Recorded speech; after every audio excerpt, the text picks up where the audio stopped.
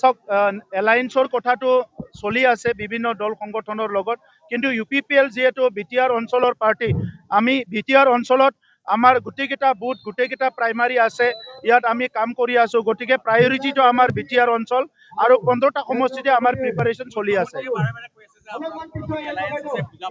আলোচনা চলি আছে। ইয়াৰ কাৰণে হয়তো আৰু কেইদিনমান লাগিব। ইয়াৰ পিছত আপোনালোকে গম পাব আমি অকলে খেলিম না কাৰোবাৰ লগত লগ লাগি খেলিম। চাওক চবৰ লগতো লিডাৰবিলাকৰ লগত কথা বতৰা চলি থাকে। যেতিয়া ৰাজনীতি কৰিব, সমাজৰ কাম কৰিব লগত চবৰ লগতো কথা পাতিব লাগিব। আৰু মই যোৱা 5টা বছৰ যিহেতু কাউন্সিলত আছিলো, NDA চৰকাৰ আছিলে, গতিকে মুখ্যমন্ত্ৰী গৃহমন্ত্ৰী চবৰ লগতো কথা পাতি থাকো। আৰু সেই কথাটো অসমৰ স্বাৰ্থত, বড়োলেণ্ড অঞ্চলৰ 35 লাখ জনসাধাৰণৰ স্বাৰ্থতে আমি কথাবিলাক পাতি থাকো।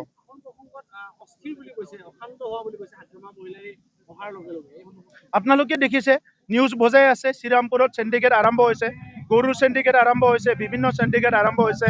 বড়োলেণ্ডত আকৌ আৰ্মি মাতিব লগা হৈছে, CRP মাতিব লগা হৈছে। আপোনালোকে দেখা পাইছে 5টা বছৰতো UPPLৰ সময়ত নাছিলে, ইমান শান্তিৰে আছিলে। আপোনালোকেতো চবে দেখিবলৈ পাইছে। আপোনালোকে ইনকুৱাৰী কৰক। এইটো বিজেপিৰ নিজৰ দলীয় সিদ্ধান্ত। আমাৰ সিদ্ধান্তটো আমাৰ, তেখেতসকলৰ সিদ্ধান্ত তেখেতসকলৰ।